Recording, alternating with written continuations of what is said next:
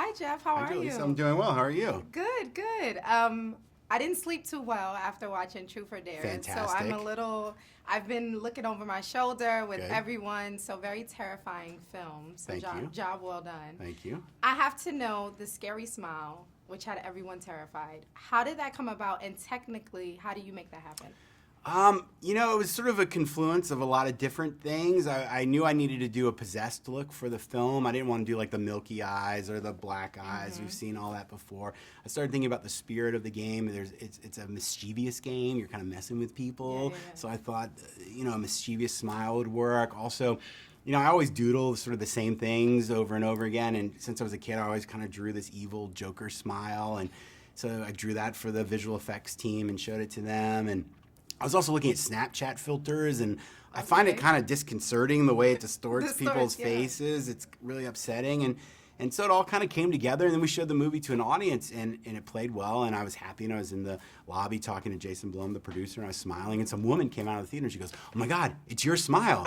That's the evil smile." So there might be this weird kind of self-portrait thing going on as well. I don't know. It's a lot of different ideas kind of come together, and sometimes you never really know what's the one thing that inspires you to make a choice. And then technically, how does it actually visually work on camera? So is it, of course, it's some type of special effect, but what are the actors like? How are they making their faces? So I have a theory on visual effects, which is I don't like them. Okay. So I try to do everything on set, right? Like if like the roof sequence, I didn't want to build a roof and put a green screen up. I wanted her on the roof, so we put her on the roof.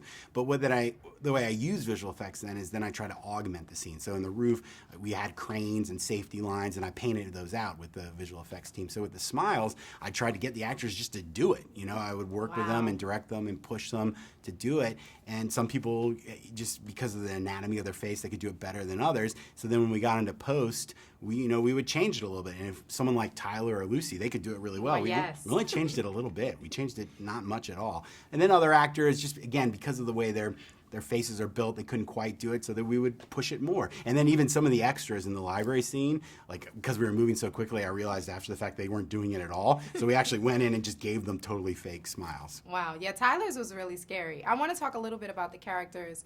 Specifically, I'm curious, why did the writers add a flaw to Marky's father's character? What is the significance Well, I'm there? one of the writers, so I can answer that for you.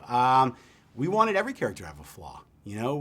People are complicated. No one's completely good and no one's completely bad. And what's interesting about the game is that it sort of exposes our secrets, right? And it makes us face our fears. And so we wanted to make sure all of our characters had some secret or some fear that they weren't facing. And now, lastly, so the questions, of course, and the dares, there were a variety of them. How did you all come up with what specific Truth or Dare questions would be asked? So what we did, Chris Roach and Jill Jacobs, who wrote the script with me, we sat down and we just started coming up with truths and dares and ways for people to die, and we listed them all out and we assigned values to them. 10 being the most intense, 1 being the least intense, and we just put them in order, and then we wrote the script so that they were always building in intensity. There's something oddly admirable, but also creepy about that. Yeah, right? We're sitting there planning people's deaths and exposing their deep, dark secrets. It's crazy, but thank you so much. It was a pleasure. I have to ask you, truth or dare?